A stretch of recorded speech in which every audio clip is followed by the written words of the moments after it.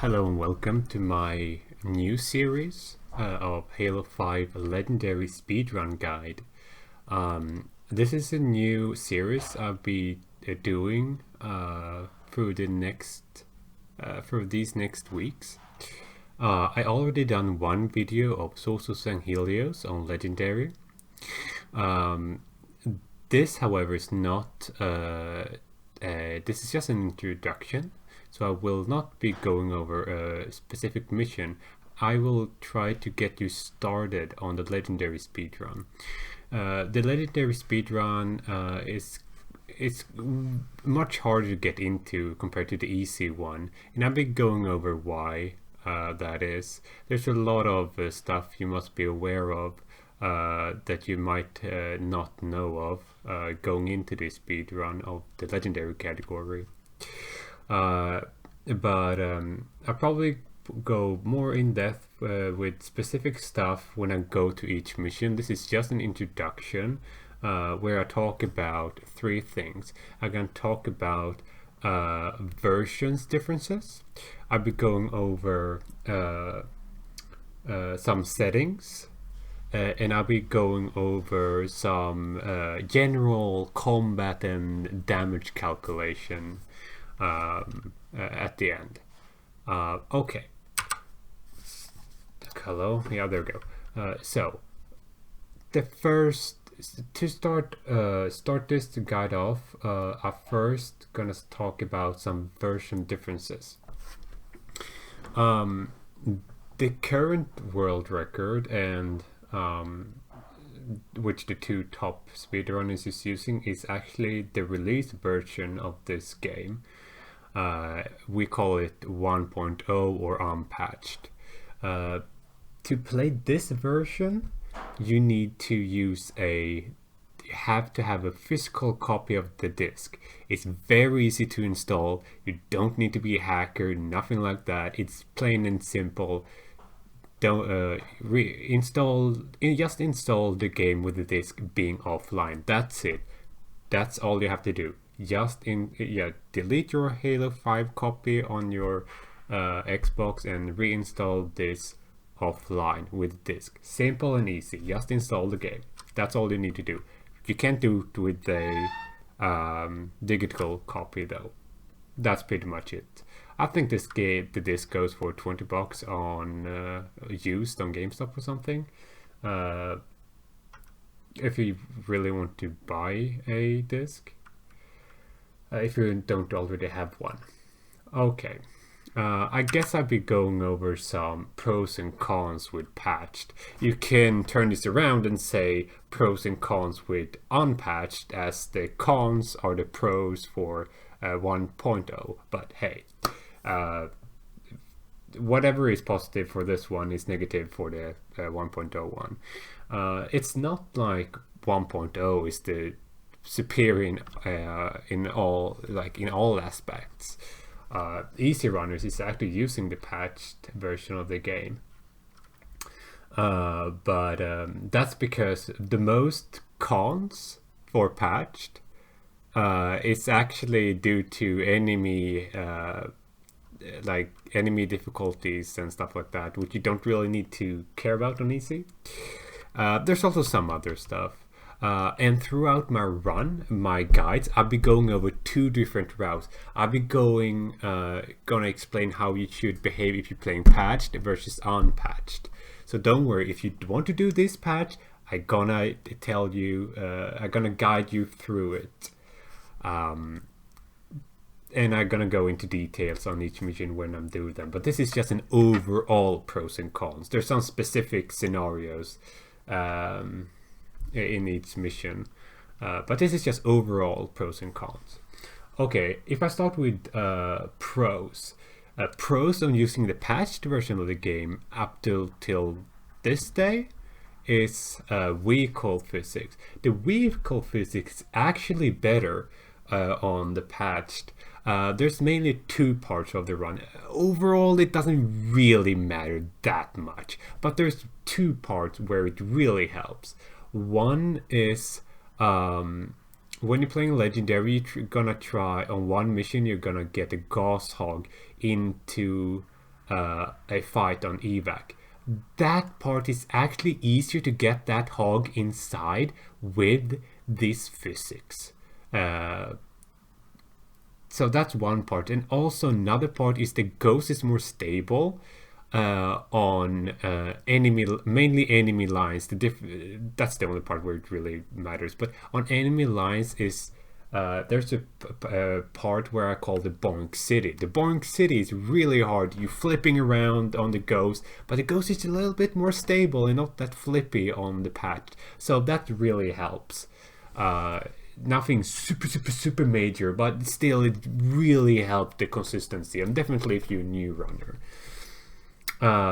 You're right, a lot of these patches has been tweaking for multiplayer, but it's changing the single player due to it. So they changed the splinters. The splinters actually do more total damage, but the impact it doesn't do impact damage, but the splinter does more damage. So that is actually a pro in most situations. I'm gonna go into where it's gonna when we get to those missions. I'm gonna shout it out when it really matters. And the binary rifle is actually better.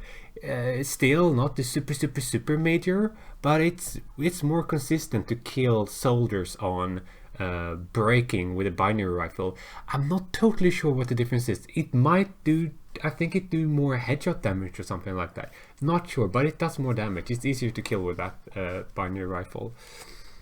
Right, and here's one of the more major selling point for patched. The two next ones are the major selling points for actually running patched. In-game timer. They actually added in an in-game timer on a patch on the summer of 2016, and you also have a reset button, so you can reset the mission you playing if you're doing an IL or you're resetting for the first mission or something. Otherwise you have to go to the dashboard and go in again. However, I have to say this, there is some cons with this in-game timer too.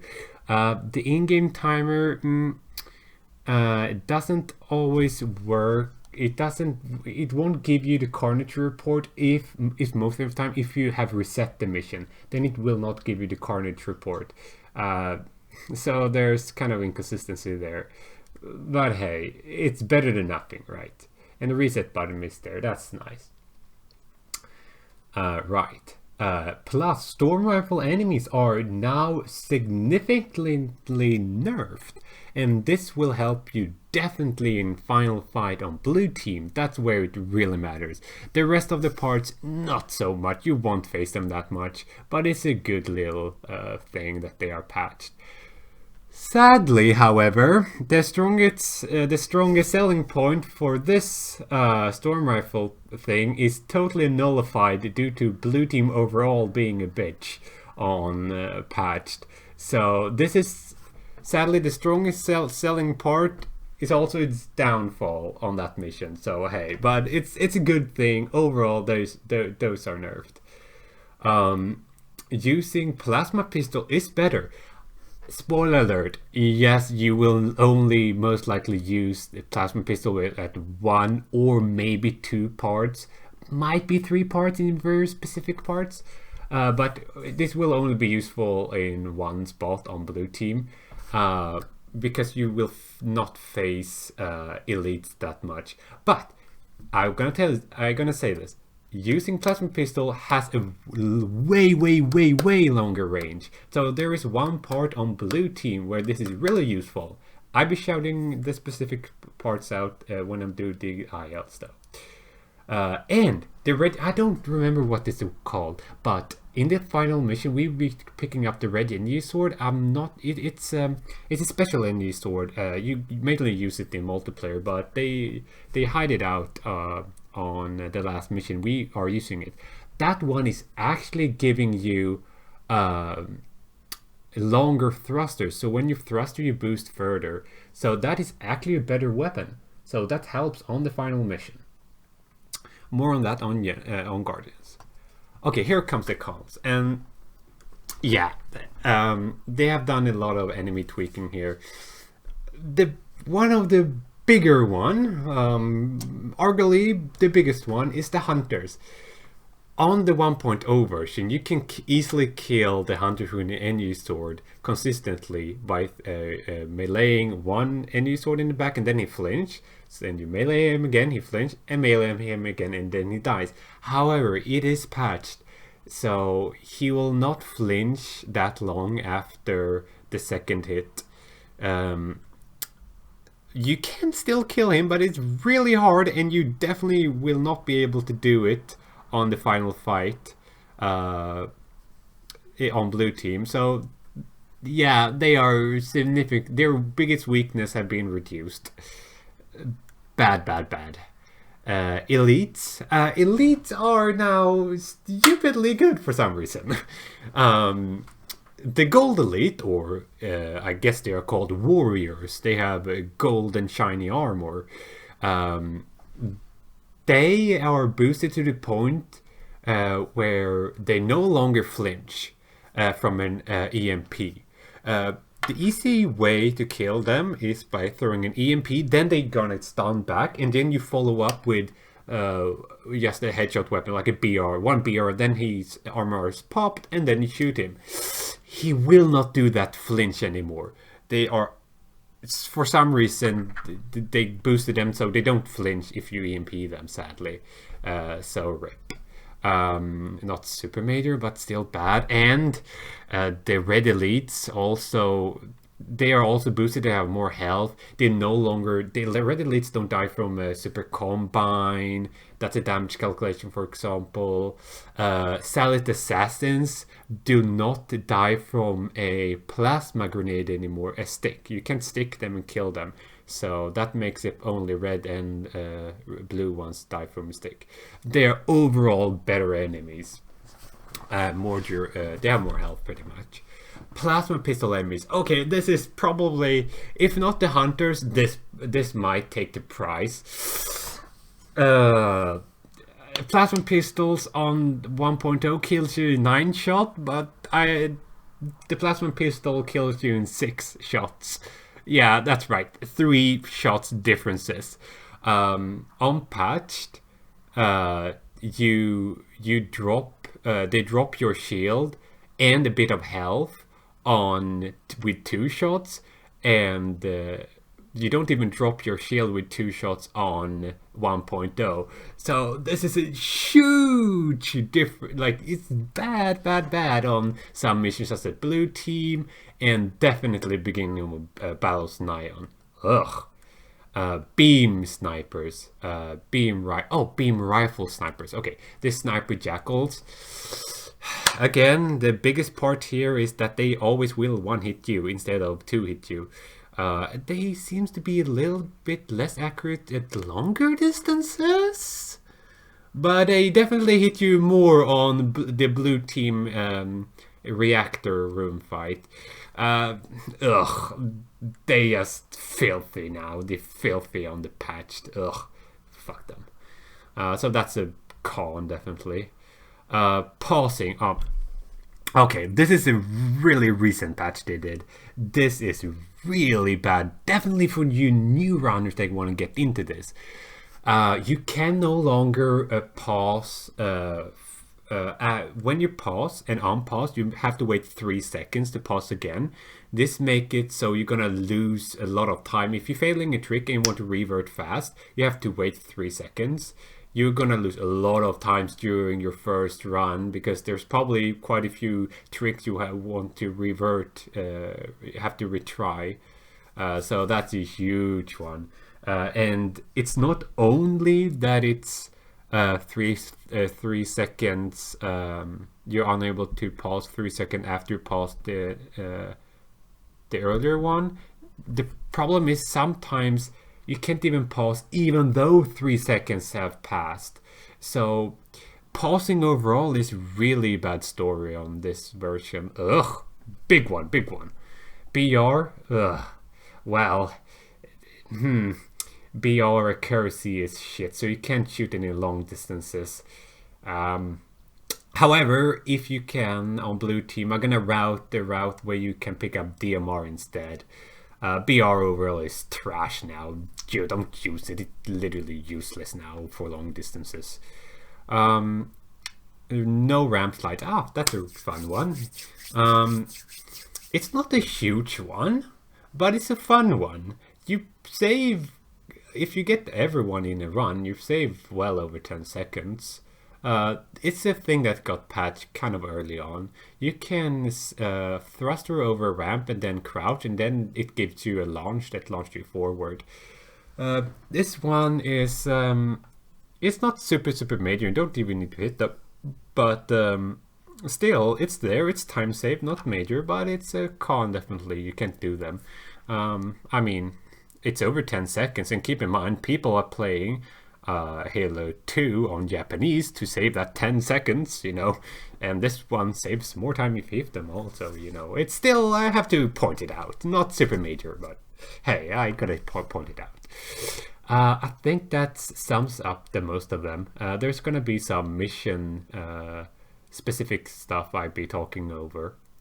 But if you can, I would recommend newcomers to, if you can, play 1.0. It's gonna be helpful with the pausing. It's gonna be helpful for some missions. But keep in mind, there's even some individual levels which is better unpatched due to some of these stuff. But overall, yeah. But hey. Oh yeah. The missions that's mostly trash unpatched. The thing is, a lot of end game missions such as Breaking, Battle of Neon, and the beginning mission Blue Team is the main one that's kind of trash. But hey, I'll be going over them later. Yeah, right. Some settings now then. Okay, so if you're playing 1.0, you have to do all these. You want to have all these things. Toggle to crouch off.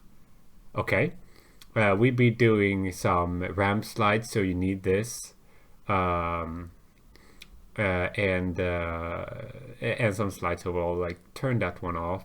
Maintain sprint off, because we'll be thrust and slide. We need to have this off. If you play patched, I'm pretty sure you can have this on. I'm not. I think you can have this on if you're playing patched. Otherwise, have this off. Disable assassination. Have this off. I know it's you don't want to accidentally assassinate one, but just tab and you want to assassinate. You want to have this off. We're gonna do a skip in the speedrun, which actually needs you to have this one off. That saves a little bit of time. So have that one off. Disable assassination off. Don't have that on. Okay, that's everything. You can use whatever bottom combination you feel comfy with, I would say. I'm using bump jumper and have sensitivity 5, but it's all runners have different bottom setup. So just use the one you feel comfy with. There's nothing, objectively better or anything. You pretty much have the one you feel like. But these 3 settings, those are the ones that you want to have off. Right, this might be one of the highlights of this intro thing. Some general combat and damage calcs. Okay, so this game differs quite a lot from previous Halo games. This is a way more obvious rock, paper, scissors mechanic than the previous one. The previous Halo game has mostly been plasma pistol and a headshot weapon, mostly. You EMP and then you headshot, and for those enemies you don't need to headshot, you just EMP, you just headshot or something like that. We are introduced to a new class of enemies, Prometheans. I know they have been in Halo 4, but they are pretty much as an elite. You could EMP and headshot. You can EMP them as well and stuff like that. It was kind of weird. However, the rock, paper, scissors mechanic is super obvious because there's mainly 3 types of healths. There are health, as in flesh health, I would say. We have armored health, such as vehicle and forerunners, such as soldiers mainly. They have armored health, such as vehicles. And then we have energy shield, which are mainly there for the elites. And yourself, of course. Yourself has an energy shield. Right. So, how to counter this? If you want to take down a shield health, you probably want to EMP them or have plasma damage. Plasma pistol or plasma rifle, but we don't use it. So it's mainly still for elites, which has energy shield. Use EMP or backsmack them. They are backsmackable. But the biggest one here are armored health. Actually, the armored health are weak against forerunner weapons. The weapons that use orange shots, such as bolt rifle, binary rifle, light rifle, suppressor, and some more. To crack their armor, you want to use forerunner weapons or vehicles, but we won't fight many vehicles. But it's mainly them that you want to use them for. And then we have health. The thing with health is it is mostly weak against human weapons. However, you probably don't need to worry so much about it. If our enemies have their shield EMP'd or armored cracked, you're gonna follow up with a headshot most likely. Okay, so that's the rock paper scissors thing explained. And plasmas are weak against health, and plasmas is not very effective against, armor and so on and so forth. However, let's go into some more combat thing. So for soldiers, the soldier class have two different classes, I suppose. We have armored soldiers, the white ones, and the normal black guys. And then there's also sniper rifles. The binary rifles, you can headshot them with a bullet in their head. For the normal class, the black ones, you can take them out with a bolt shot, 3 bolt shots to the chest. If you get, red hit marks to the chest, 3 bolt shots to the chest, follow up with a headshot. For white ones, you want to have 4 bolt shots to the chest and plus a headshot. Watchers is 3 bolt shots, and knights, you want to pop their core, which is 2 light rifles to one of the core, then he will scream, and then you follow up with a headshot when he screams. You can also pop soldiers' health with a suppressor. It's harder to know exactly how many shots it takes, though. If you hit them on the shoulders, it's going to take a little bit more. If you hit them directly on the chest, a bit less. But bolt shot is usually the better gun to have in most situations if you're facing them, because you can count more easily. So you can time up the headshot followed up with a headshot afterwards. That's your general combat for the soldiers, I suppose. We get more into that when we do the ILs. And then we have all the rest, the crawlers. You mostly gonna headshot them. That's just a clean headshot. Grunts, headshots. Jackals, that's headshots. We have elites. That's our EMP plus headshot or backsmack. I guess more specific combat I'm gonna go over in each ILs. I suppose I could also show you, for those who are interested, in the different class. I told you about the different classes about soldiers. There's mainly two ones. The armored one was a little bit more bulkier, as I said. But I guess I can show you the damage calcs for the elites. You can pause and look at this, I suppose.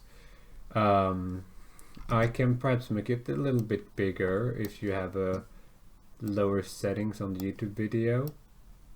So it looks like this. Let's see if we can get everything in there. I make it a little bit smaller so we can get it on there. Yeah, so this is the damage calcs for 1.0. Keep in mind, these guys are more durable unpatched. So for example, CLOT elites, they will not, these guys will not die from a plasma a stick. Keep that in mind. Otherwise, I haven't actually damage calc how many sticks it takes. And I think the red elites might be more durable. One thing I want to point out here, why I bring this one up, is because keep in mind, blue elites and jetpack elites and red elites, they're pretty much the same health. They're pretty much the same health. So keep that in mind while playing. They're pretty much the same health. Remember this. So it's not a big difference. That's really why I wanted to show this. The gold elites are vastly more durable than these ones. So it's not like it's, you know, oh, blue one is the worst one, then we have something in the middle, that's the red one, then we have a little bit stronger than the red one, so gold one. No. The gold one are miles ahead of these guys. So keep that in mind while fighting these guys. That's why I want to show it. Okay, I suppose that's it for my my introduction video. This was probably too long, and I was rambling a lot, but hey, it is what it is. I guess I've been doing mission by mission from this point on. Thanks for watching.